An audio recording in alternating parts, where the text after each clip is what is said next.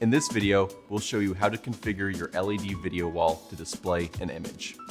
First, we'll demonstrate how to connect the power and data cables to the LED panels. Then, we'll show you how to connect the LED wall to the video processors. To power the LED wall, we will connect the panels together with these PowerCon patch cables. There are two different connectors, white and blue. Each PowerCon cable will rotate and lock into place with a click. Cables with one blue end and one white end are used to connect adjacent panels in rows. Cables with both white or both blue ends are used to connect rows together vertically on outside edges. The main power cable connects to the last panel in the chain. The other end connects to the standard wall power. Complete the power connections by first connecting adjacent panels in a row, then connecting each row together vertically. When your LED wall is powered, the LCD display or the indicator light on the back will illuminate red. To connect the data cables to the LED video wall, we'll use these EtherCon patch cables. Both ends are the same. This cable connects and locks with a click.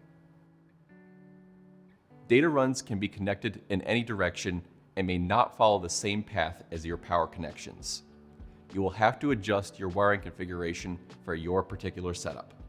But it's best to follow a snake-like pattern.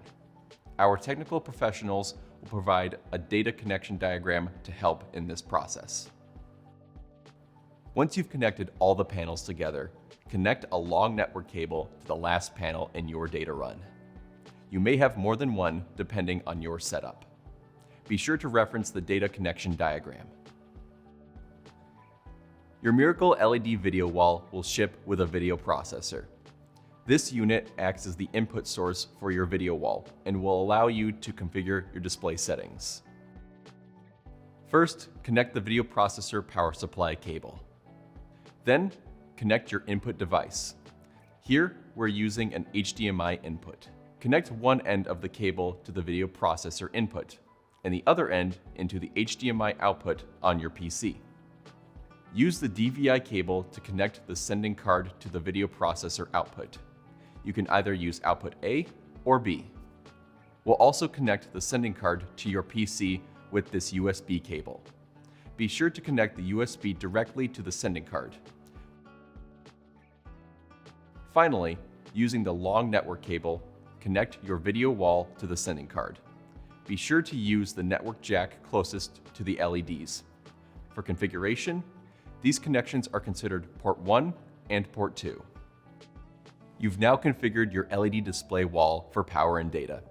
In the next video, we'll configure the software to correctly display an image on your LED wall.